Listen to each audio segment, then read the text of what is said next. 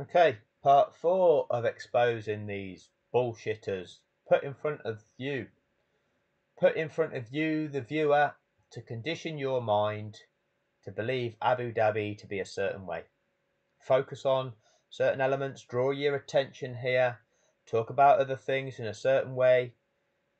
Fake lies, fake validation, all bullshit. But we'll carry on with it. Thank you, Laura. Guys, the job that Red Bull have done this year, Jack, I want to start with you. 7 years in a row, Mercedes Constructors and Drivers Champion. There was a slight rule change at the start of the year to break that dominance of Mercedes. What kind of a job has Red Bull done this season? And Honda as well, it must be said. Yeah, absolutely. Credit to Red Bull. So the rules were changed at the start of the season to particularly impact the Mercedes team. So what job have they done to come back from that? To restore getting back to winning ways. Let's focus on how well Red Bull did, shall we?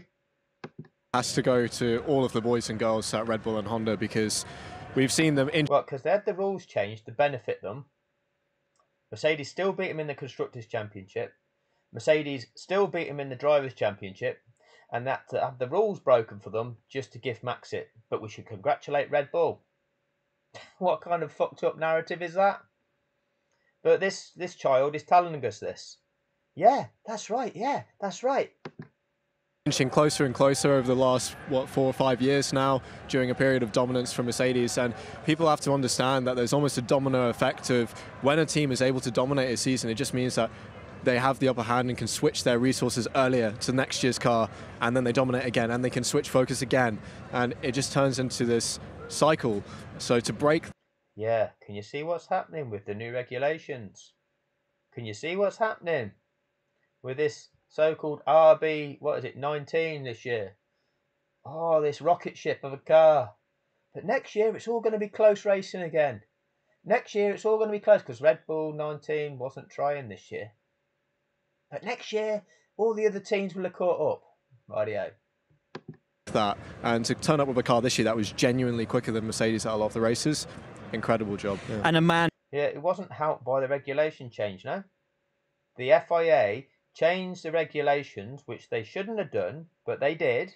And Mercedes just took it on the chin and go, right, if you're going to change the regulations, we'll just have to try and rise to the challenge.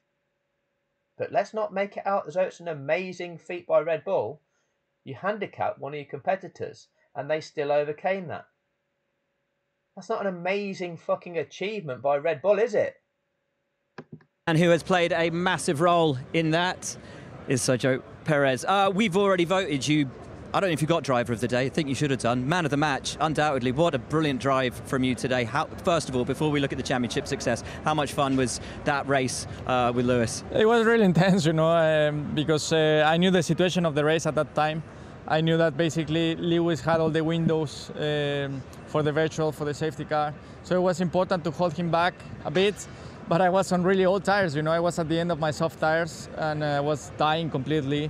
So to make him lose those seconds was definitely critical in the race today. 6, wasn't it? It was a brilliant job. Yeah, something like that. It was quite... A brilliant job. You blocked off somebody for 6 seconds. You like, again, athletics example I used in my last video. You got your team of 3 Kenyan 10,000 metre runners, and you use one of them team to block off one of the runners from another nation. Is that legal? Quite a challenge to do so. How much risk were you willing to take with him? Because it looked like you were just going to send it and just do everything you could to keep him back. Yeah, of course, I was in a position, as a driver, as a person, you don't really want to interfere in the Drivers' Championship, but I think that... So you were willing to crash Lewis out of the race to let Max win. We're going to probably miss what he's got to say. You did today.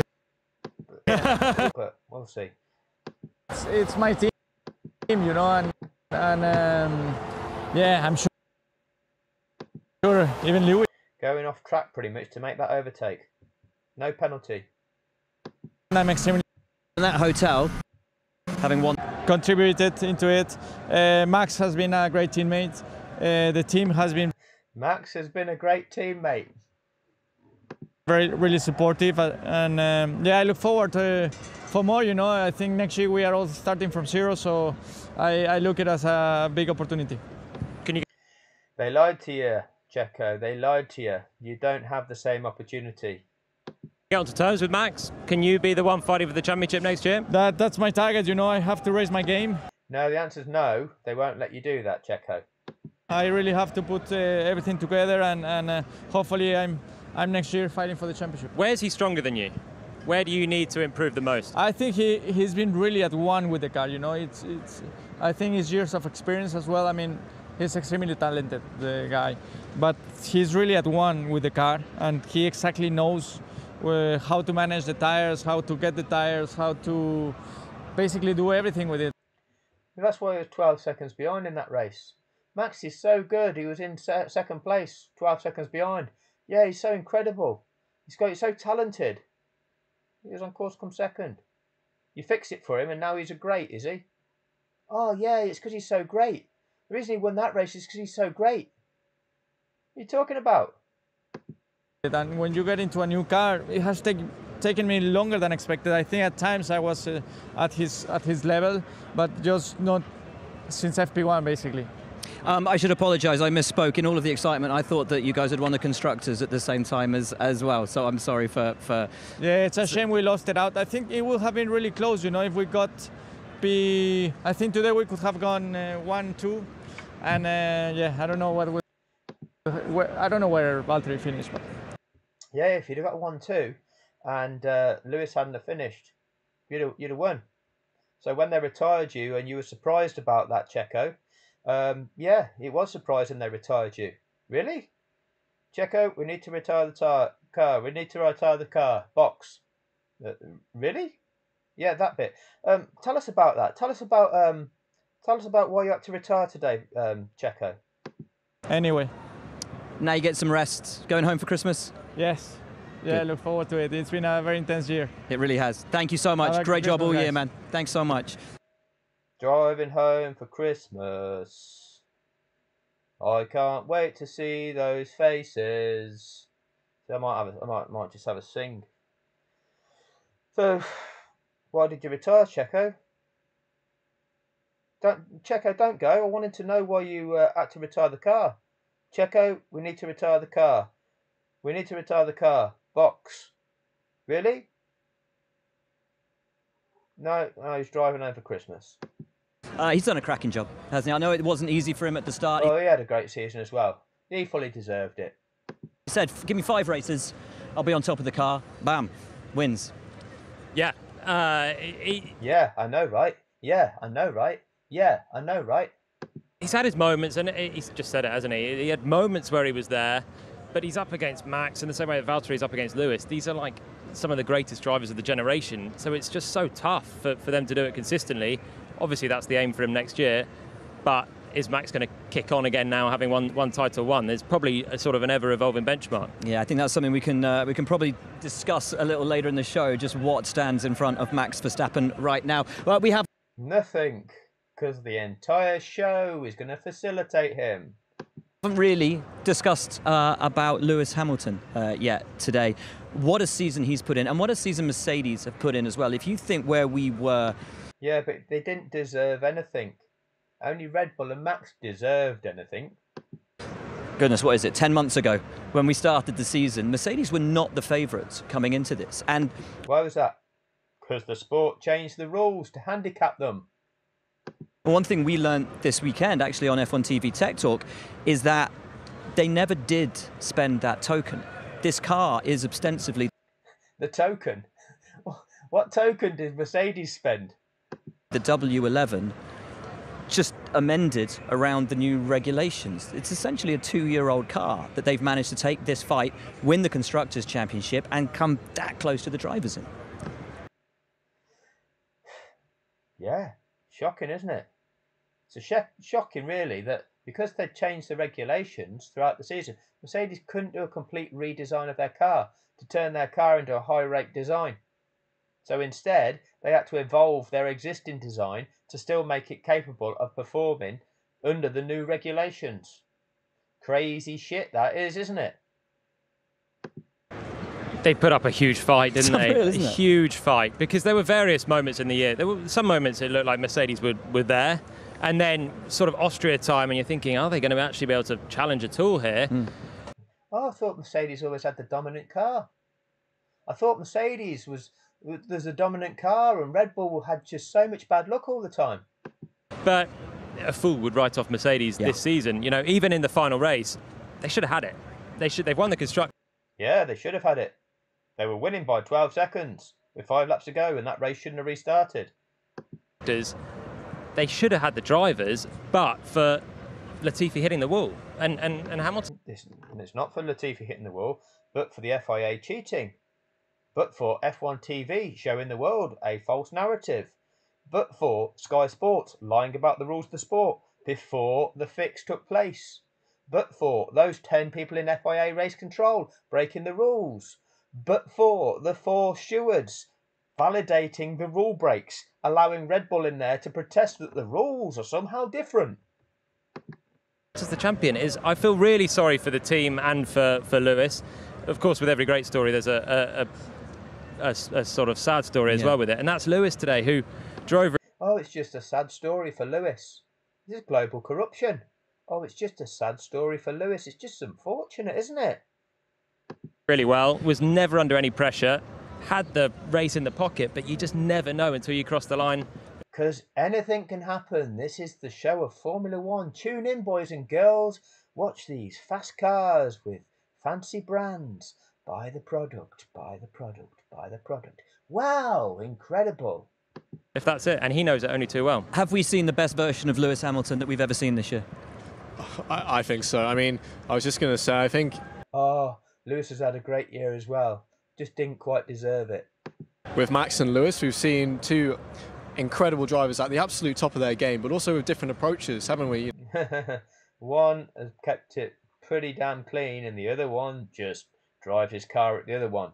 Yeah, they're different approaches.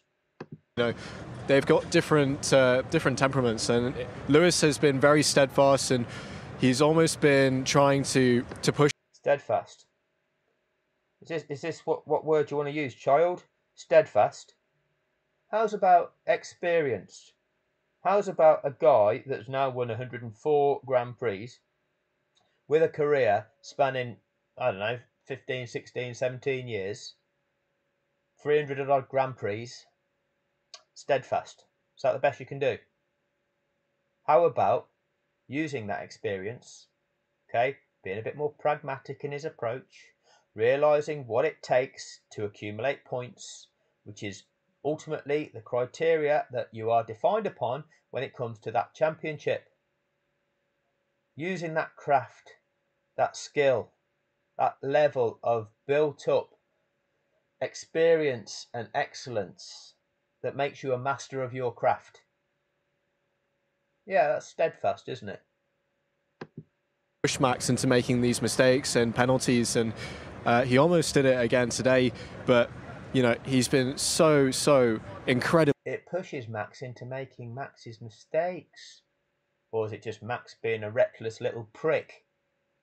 Consistent in the last 5 years and just raising his game again and again and again, and just the fact that he's been able to fight with this car to the very end, and like you say, probably could have, should have won the championship but for that last incident.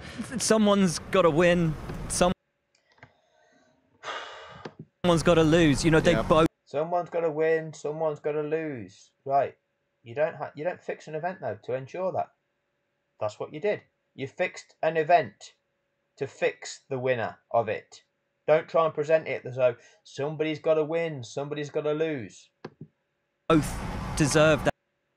They both deserved. Here we go. They both deserved that title this year. They've both driven so well. And if Timo Glock had... And if Timo Glock hadn't have been able to drive a bit faster in the rain when the rain started coming down and he was on the wrong tyres in Brazil, then it would have all been different back there. As if that's a comparison, yeah? As if that's a comparison. oh, Lewis got lucky there, and this is now just counter luck. This is where Lewis was bad luck this time round. Utter bullshit. Sort of a little bit less drizzle in 2008, then Lewis wouldn't have won the championship on the last lap. If ifs and buts were candy and nuts. See? Look at that bullshit example they give. And then you get the strap-on boys in the comment section. Yeah. What about 2008? Yeah. That's it, isn't it? It's really tough because you just can't control the It's really things, and that's why you can't control. Well, somebody did control something, didn't they? Toto was so pleading with these fake fraudsters fakely celebrating a fucking fixed event. That's the kind of vile, scummy individual that Christian Horner is. Christian Horner is one of the biggest fucking turds on this planet. The man that gets enjoyment out of a fixed event. That's what you celebrate, Christian. That's what you celebrate. That's what gives you joy, is it? Yeah, there's a word for you, a special word. Rhymes with hunt. Michael Massey on the radio, because it's just out of your control. You've done everything you can as a team. Both teams did, and everything's just out of your control. Yeah. Well done, Max. Give him a biscuit. And it's for a world championship, so it's really heartbreaking stuff. But I think Lewis has driven as well as ever this year. He's had to dig deeper than ever before. I'm sure he'll be back strong. One guy who has driven sensationally all year as well, this man. Oh, Carlos, he's had a great year as well, hasn't he? Well done, Carlos. You fully deserved it as well. Carlos Sainz. Carlos. This was so unfair. It's not my fight, but I'm going to have to race him. Tell Michael to get these cars out of the way. This is so unfair. What's going on here? This is the same Carlos. Let's see if they ask Carlos about that restart and why, as the third place competitor, he was denied the opportunity of racing for those first two positions in that race. See what you've got to say. See how we asked Carlos the questions, F1. See what direction you direct the questioning in, F1. I mean, what a year. What a first year with Ferrari, capping it off with a podium. Great drive, great result, great year. It's all been great. Yeah. Oh, it's all been great. Especially the ending, no, has been particularly great for me with my best racing Ferrari, putting together everything that I've learned through a year to put together a very strong race today, with the start, with the race management, with a podium that gives me also P5 in the Drivers' Championship. So it all came together. Sensational. Rewind to February. Yeah. You've just joined the team. You do a few laps with Fiorano to get to know the team, up against Charles as your teammate. How about, rather than rewind to February, we just rewind to lap 54. Tell us what's going on in the last 4 or 5 laps of that race, Carlos. No, let's not bother with that. Let's just go back to February instead, shall we? Mate, did you think the season would go this well as your first year? Then, tell us what you think you thought was going to happen. Because that's useful, isn't it? I mean, it was a very challenging one, especially because of the lack of testing, no? So I didn't know how quickly I was going to adapt, but already in Fiorano and in Bahrain, I saw I was pretty quick, and I said, okay, I'm going to be there, you know. I know I'm quick. I know that when I have the car to my liking and I have the speed to do whatever it takes to be quick in Formula One. But I must say that the first part of the year was challenging, adapting to different things of the car that I didn't fully understand, and then in the last third I put together everything to score some good qualifyings and some good race finishes. I know you've got to go to the press conference, so thank you so much for coming on the show. Undoubtedly your best year ever in Formula One, man. Congratulations. Cheers, it's been guys. sensational to watch. Congratulations, you've had a great year again. Thanks for telling us what happened in those last 5 laps. Thanks for explaining to us why it was so unfair. All these things you were saying. You sensing the pattern yet? Are you seeing what's going on here, boys and girls? Are you sensing the fact that there's a bit of a narrative being presented by this bullshit show? What a guy, what a job, and what a job from... Yeah, here's another great guy who's had a great year. And here's another great guy who's had a great year. And here's another great guy who's had a great year. Ferrari. Start of the season, we left testing, they were looking 5th. maybe 6th quickest in Formula One. 3rd in the Constructors, Carlos P5, sensational. Well, Buxton, you fall into the same category as Christian Horner. Da-da-da-da-da-da. Rhymes with Hunt. Job.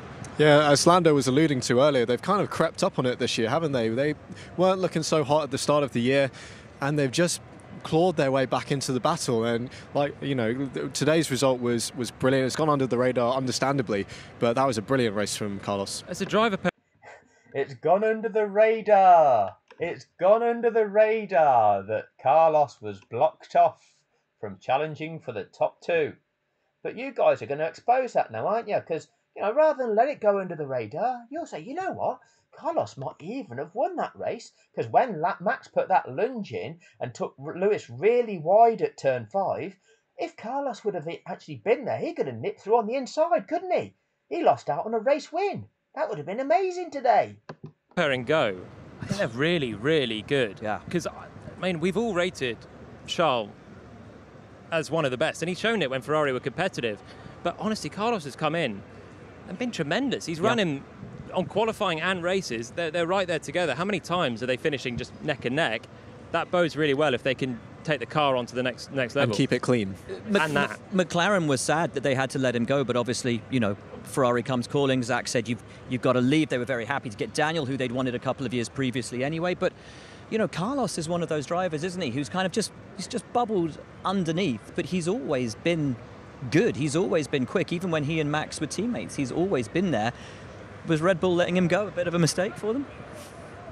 Well, maybe, but I don't think anyone necessarily would have had him down as a potential champion in the right car. A really good driver, and he's shown it in every team. But I think he's shown this year that give him the right car, and he can take on the best out there. And I think that this is, as you say, maybe a bit of a breakthrough season for him, where he's joined Ferrari. It's probably quite an intimidating atmosphere as well. And he's nailed the season, really. His stock value has gone through the roof. And him and Charles pretty much level on points the whole way through the season, as you were saying. Charles, one of the most highly regarded drivers in the sport right now. Yeah, and actually it's not the first time he's done it. You know, he had to go up against Lando in McLaren, like we were saying earlier. He did a fantastic job there to get up to speed with that car and get on par, don't get run over. That's tight. Yeah, so he's done this before. It's not the first time, and now it'd be really great to see if he can make that next step if he gets the car to be able to win races. One driver who we won't be seeing. Let me just check what we're watching here. This is the F1 Live Abu Dhabi Grand Prix post-race show, where we're analysing the Abu Dhabi Grand Prix, are we? What have we spoken about the Abu Dhabi Grand Prix? What have we spoken about, the thing that defined the Abu Dhabi Grand Prix? The FIA breaking the rules of the sport to set up a one-lap shootout. Oh, but we're speaking to this driver, who's a great guy and's had a great season. But we won't talk about anything that happened in the race that is relevant. Any more of is Kimi Räikkönen, of course, bringing the end of his Formula One career this weekend here in Abu Dhabi. It's been amazing to see him race. Unfortunately, couldn't quite see the checkered flag today. Brake issues bringing an end to his race. Let's hear from him at the end, not just of his Grand Prix, but of his Formula One career.